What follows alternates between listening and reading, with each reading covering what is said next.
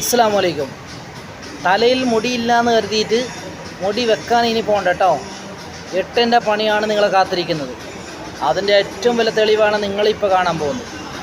അല്ലെങ്കിൽ കണ്ടു നോക്ക്.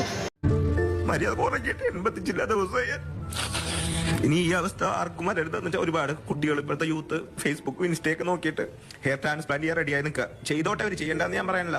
എനിക്ക് പറ്റിയ പോലത്തെ ഒരു അബദ്ധം ഡോക്ടർ പറഞ്ഞത് എന്നെ കിട്ടില്ല എന്നാ. കാരണം മരിച്ചു പോകുമെന്ന് പറയുന്ന ഒരാളുടെ മാനസികാവസ്ഥ ഒന്ന് ആലോചിച്ച് നോക്കിയാൽ ഹോസ്പിറ്റൽ ബെഡിൽ കിടന്നിട്ട് പടച്ചോൻ തന്നതല്ലേ തലയിൽ മുടി.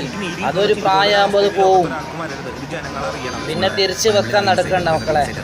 എന്തിനാ ഉള്ള ജീവിതം കളയുന്നത്?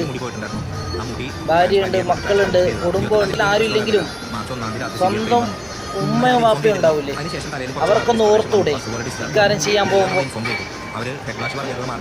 പെട്ടോളം സർജറികൾ അന്ന് ചെയ്തിരുന്നു. അതിനുശേഷം പിന്നെ ഈ വെള്ളിയാഴ്ച ഉൾപ്പെടെ വീണ്ടും 5 സർജറി ചെയ്ത് 13 സർജറി ആയി.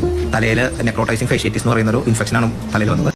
ഡോക്ടർമാർ ക്യാഷും വാങ്ങിച്ച് പേഷ്യൻറ്റിന് 8ൻ്റെ പണിയും കൊടുത്തു.